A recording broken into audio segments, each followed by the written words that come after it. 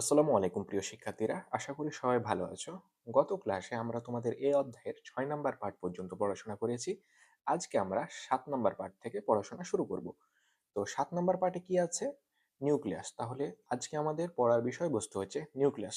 তোমরা ইতিমধ্যে চিত্রটি দেখে বুঝে গেছো আজকে আমরা কি নিয়ে পড়াশোনা করব। আজকে আমরা জানবো নিউক্লিয়াস কি, নিউক্লিয়াসের গঠন এবং নিউক্লিয়াসের কি বিভিন্ন বিষয় সম্পর্কে। নিউক্লিয়াস। তো আগে আমরা জানি যে আসলে নিউক্লিয়াসটা কি। নিউক্লিয়াস হচ্ছে প্রোটোপ্লাজমের মধ্যে ভাসমান গোলাকার ঘন বস্তুটি হচ্ছে নিউক্লিয়াস। আমরা বিষয়টি চিত্রের মাধ্যমে ক্লিয়ার হবার চেষ্টা করি। এই যে আমরা জেনেছিলাম যে কোষের বাইরের যে প্রাচীরটি সেটি হচ্ছে কোষ প্রাচীর এবং ভিতরে থাকে কোষঝিল্লি, এবং কোষঝিল্লির ভিতরে সকল অঙ্গাণুগুলোর মধ্যে যে গোলাকার বৃহত্তম অঙ্গাণুটি থাকে, এই যে অঙ্গাণুটি দেখতে পাচ্ছ উদ্ভিদ কোষের ক্ষেত্রে, আবার প্রাণী কোষের ভিতরে যে অঙ্গাণুটি দেখতে পাচ্ছ, আমি কলম দিয়ে মার্কিং করে দিই, এই অঙ্গাণুটিকেই বলে নিউক্লিয়াস। তাহলে কি আমরা এর আগের ক্লাসে পড়েছিলাম যে প্রোটোপ্লাজমে দুইটি অংশ, এক হচ্ছে সাইটোপ্লাজম আর 2 নম্বর হচ্ছে নিউক্লিয়াস। সাইটোপ্লাজম কোনগুলো? নিউক্লিয়াসের বাইরে যে অঙ্গাণুগুলো এবং তরল পদার্থ সবগুলোকে বলা হয় একত্রে কি সাইটোপ্লাজম। আর সাইটোপ্লাজম বাদ দিলে যে অংশটি থাকে সেটি হচ্ছে নিউক্লিয়াস। তাহলে নিউক্লিয়াস কি? কোষের মধ্যে যে এই যে ভাসমান গোলাকার বৃহত্তম অংশটি থাকে সেটি হচ্ছে নিউক্লিয়াস। তাহলে আমরা নিউক্লিয়াসের সংজ্ঞাটি লিখে ফেলি যে নিউক্লিয়াস কি? প্রোটোপ্লাজমের মধ্যে প্রোটো প্রোটোপ্লাজমের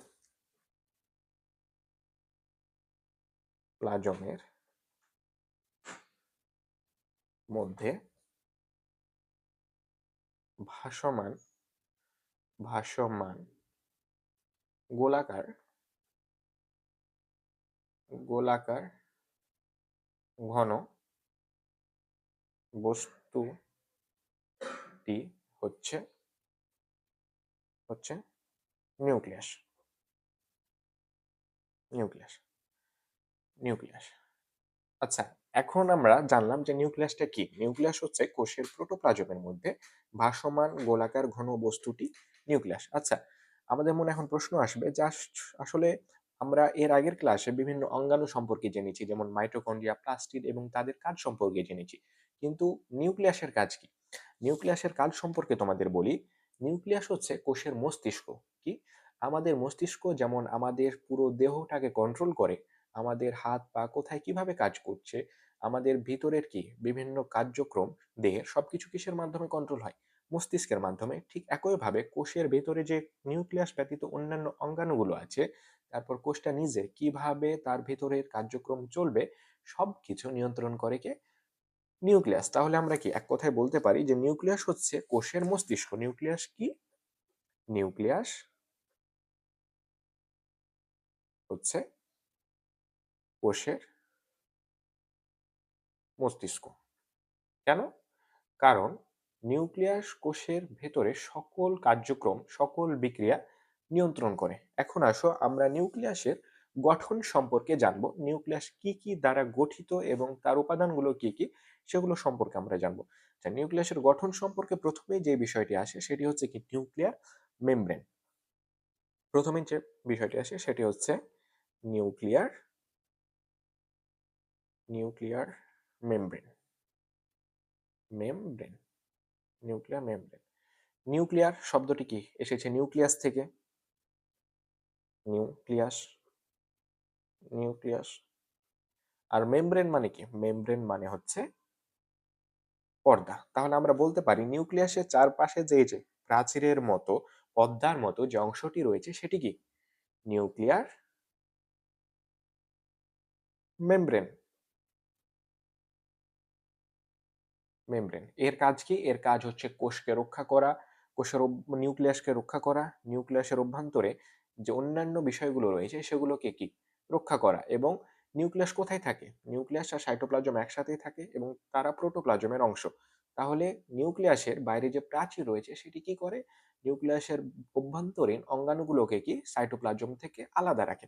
আবার আমরা যদি নিউক্লিয়াসের বাইরে যে পর্দা রয়েছে সে পর্দার দিকে ভালোভাবে খেয়াল করি তাহলে কি একটু পর পর কি এই যে ছিদ্র রয়েছে, এই যে এটা হচ্ছে নিউক্লিয়ার মেমব্রেন, আর নিউক্লিয়ার মেমব্রেনের নির্দিষ্ট দূরত্ব পর পর এই যে আমরা ছিদ্র দেখতে পাচ্ছি, এই ছিদ্রকে বলা হয় নিউক্লিয়ার রন্ধ্র।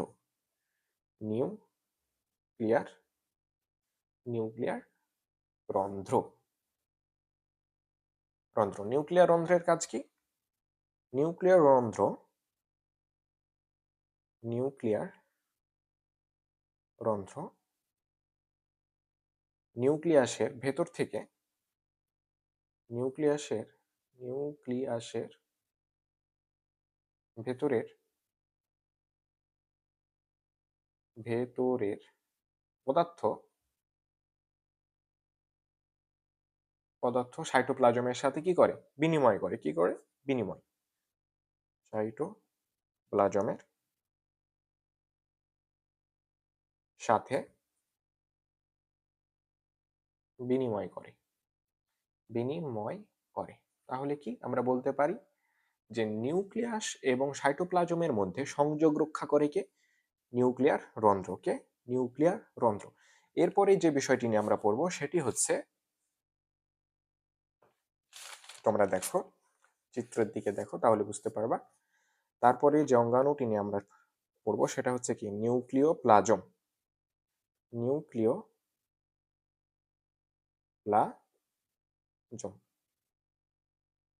আচ্ছা, নিউক্লিয়াসের ভেতরে এই যে কি তোমাদের লাল কালি দিয়ে দেখায়, এই যে ফোঁটা ফোঁটা কি দানাদার যে অঙ্গাণুগুলো দেখতে পাচ্ছ, কি দানাদার জলীয় যে অংশটা ভাসমান অবস্থায় থাকে সেটা হচ্ছে কি? নিউক্লিওপ্লাজম। নিউক্লিওপ্লাজম কি? এই যে নিউক্লিওপ্লাজম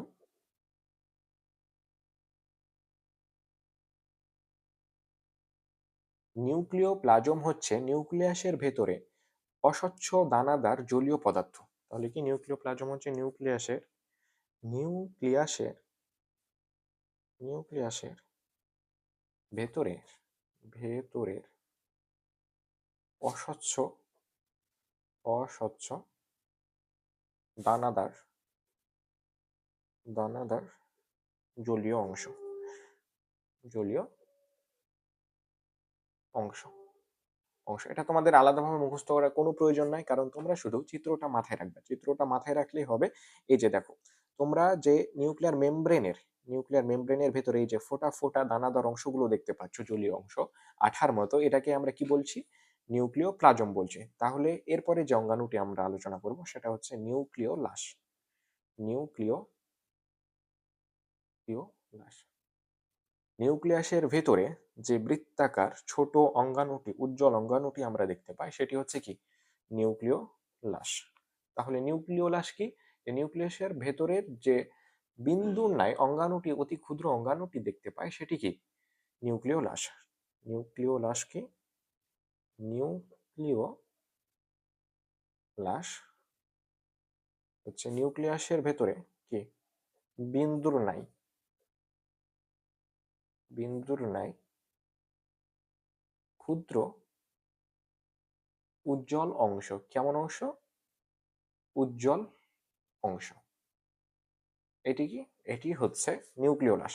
তাহলে আমাদের কি গেল? নিউক্লিয়ার মেমব্রেন গেল। নিউক্লিয়ার মেমব্রেনের ভেতরে দানাদার যে অংশটা সেটা হচ্ছে কি গেল? নিউক্লিওপ্লাজম গেল। আবার নিউক্লিয়ার মেমব্রেনের চারপাশে যে ক্ষুদ্র ক্ষুদ্র কি রন্ধ্রের মতো, ছিদ্রের মতো যে অঙ্গাণুগুলো রয়েছে, সেই রন্ধ্রটাকে আমরা কি বলছি? নিউক্লিয়ার রন্ধ্র। এরপর দেখো, নিউক্লিয়াসের ভেতরে সুতার মতো পেঁচানো জালের মতো যে অংশটা আমরা দেখতে পাই সেটাকে আমরা বলি ক্রোমাটিন তন্তু। কি বলি? ক্রোমাটিন ক্রোমাটিন তন্তু। ক্রোমাটিন তন্তু। তাহলে কি? যে ক্রোমাটিন তন্তু, তাহলে আমরা কোনটাকে বলছি? এই যে দেখো, নামের সাথে মিল আছে। তন্তু। তন্তু বলতে আমরা কি বুঝি? সুতার মতো কোনো কিছু, সুতার মতো কোনো কিছু। তাহলে ক্রোমাটিন তন্তু হচ্ছে নিউক্লিয়াসের নিউক্লিয়াসের অভ্যন্তরে অভ্যন্তরে সুতার মতো পেঁচানো অংশ। কি? সুতার মতো মতো পেঁচানো অংশ। পেঁচানো পেঁচানো অংশ। আচ্ছা, তোমরা যে বিভিন্ন সময় শোনো না যে ডিএনএ পরীক্ষা, তারপর আরএনএ পরীক্ষা, এই যে ডিএনএ আরএনএর বিষয়গুলো, এই ডিএনএ আরএনএ থাকে কিসের মধ্যে জানো? এই যে ক্রোমাটিন তন্তুর মধ্যে। এবং এই ডিএনএ আরএনএর কারণে বংশ পরম্পরা, এই যে তুমি তোমার বাবার মতো অথবা মায়ের মতো এই বৈশিষ্ট্যগুলো কি তোমার বাবার কাছ থেকে তোমার কাছে এসেছে অথবা তোমার মার কাছ থেকে তোমার কাছে এসেছে, এগুলো কিসের মাধ্যমে? এই যে কোষের ভেতরে নিউক্লিয়াসের অভ্যন্তরে যে ক্রোমাটিন তন্তু থাকে, এই ক্রোমাটিন তন্তুর মাধ্যমে বৈশিষ্ট্যগুলো তোমার বাবার কাছ থেকে তোমার মধ্যে এসেছে। তাহলে বুঝতে পেরেছো যে ক্রোমাটিন তন্তুর কাজ কি। তাহলে কি আমাদের নিউক্লিয়াস কি, নিউক্লিয়াসের কাজ এবং নিউক্লিয়াসের গঠন সম্পর্কে কি আমরা ক্লিয়ার হলাম। এবার আমরা এই অধ্যায়ের শেষ পাঠ নিয়ে আলোচনা করব কি, জীবদেহে কোষের অবদান। জীবদেহে জীবদেহে কোষের অবদান।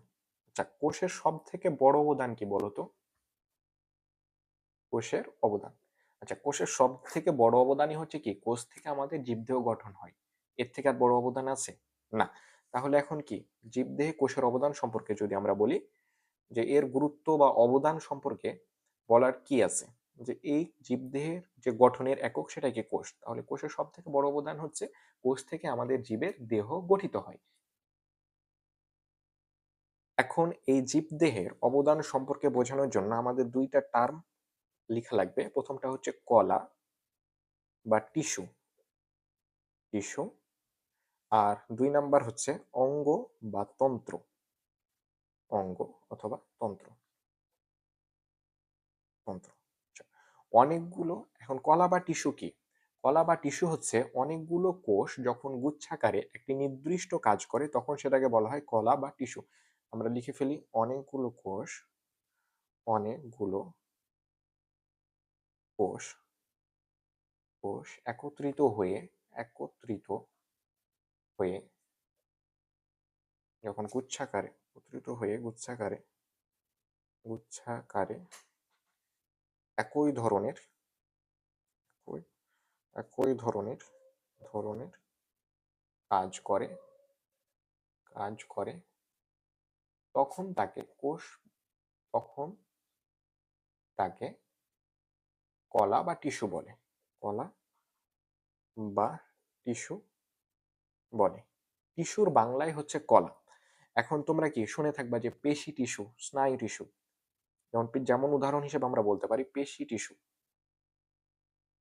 পেশি টিস্যু, পেশি টিস্যু। পেশি টিস্যুর কাজ কি? পেশি গঠন করা। তারপর কি আমরা বলতে পারি যোজক টিস্যু, যোজক টিস্যু। আমাদের রক্ত, যোজক বলতে যে বিষয়টি বোঝা যাচ্ছে যে আমাদের দেহে যে রক্ত, রক্ত যে টিস্যু দ্বারা গঠিত সেটাই কি, যোজক টিস্যু। এবার আসো অঙ্গ এবং তন্ত্র। তাহলে কি, এর আগে আমরা দেখলাম কলা বা টিস্যু, অনেকগুলো কোষ মিলে কি একটা কলা বা টিস্যু গঠন করে। এবার অনেকগুলো কলা মিলে অঙ্গ বা তন্ত্র গঠন করে। তাহলে কি লিখবো, যে একাধিক কলা অথবা টিস্যু মিলে, টিস্যু মিলে অঙ্গ গঠিত হয়, অঙ্গ গঠিত, গঠিত হয়। যেমন হাত পা সবকিছুই কি একাধিক টিস্যু দ্বারা গঠিত, এবং তার মাধ্যমে কি আমরা বলি যে একাধিক টিস্যু মিলে অঙ্গ বা তন্ত্র গঠিত। যেমন তোমার হৃৎপিণ্ড, ফুসফুস, এই সব কিছু। যেমন হৃৎপিণ্ড, হৃৎপিণ্ড, ফুসফুস ইত্যাদি, ইত্যাদি। তাহলে কি, যে সর্বোপরি জীবদেহে কোষের অবদানটা কি, যে জীবদেহে কোষ থেকে কি কলা বা টিস্যু গঠন হয়, এবং এই টিস্যু বা কলা থেকে কি আবার অঙ্গ অথবা তন্ত্র গঠিত হয়। তাহলে কি, কোষের জীবের, জীবদেহে কোষের অবদান কি, জীবদেহ গঠন করা। তারপর আরো বেশ কিছু অবদান, যেমন কি খাদ্য উৎপাদন করা, খাদ্য উৎপাদন করা, উৎপাদন। আচ্ছা, খাদ্য কিভাবে উৎপাদন হয়?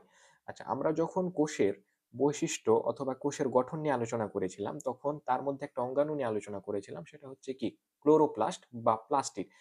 এই ক্লোরোপ্লাস্টের কারণে উদ্ভিদ কি, ক্লোরোপ্লাস্ট বা প্লাস্টিড, ক্লোরোপ্লাস্ট অথবা প্লাস্টিড, প্লাস্টিড। এই ক্লোরোপ্লাস্ট বা প্লাস্টিডের সাহায্যে কি উদ্ভিদ খাদ্য তৈরি করে। তাহলে আমরা কি বলতে পারি, যে এই কোষের মাধ্যমে কি উদ্ভিদ খাদ্য তৈরি করে। এরপরে আমরা যেটি নিয়ে আলোচনা করতে পারি সেটি হচ্ছে কি খাদ্য সঞ্চয়,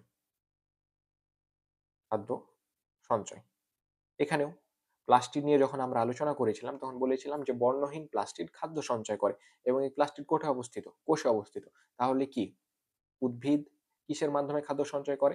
কোষের মাধ্যমে। প্রাণী কিসের মাধ্যমে খাদ্য সঞ্চয় করে? কোষের মাধ্যমে। তারপরের বিষয়টি কি আছে?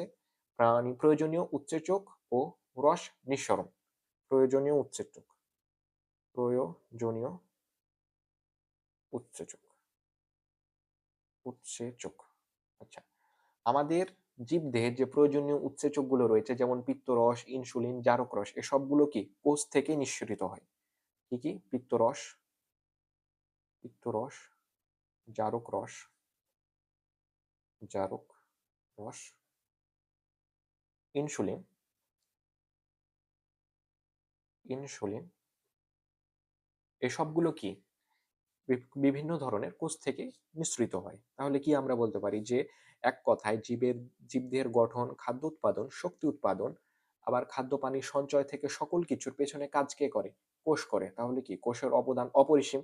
তাহলে এর মাধ্যমে আমাদের এ অধ্যায়ের থিওরিটিক্যাল যত কিছু আছে সবকিছু কি শেষ হলো। এখন তোমাদের জন্য একটি সুখবর রয়েছে যে এই যে তোমরা যে আমাদের সাথে এই ৩ টা ক্লাস করলা, এরপরে আমরা তোমাদের জন্য আরো ৩ টি ক্লাস রেডি করেছি।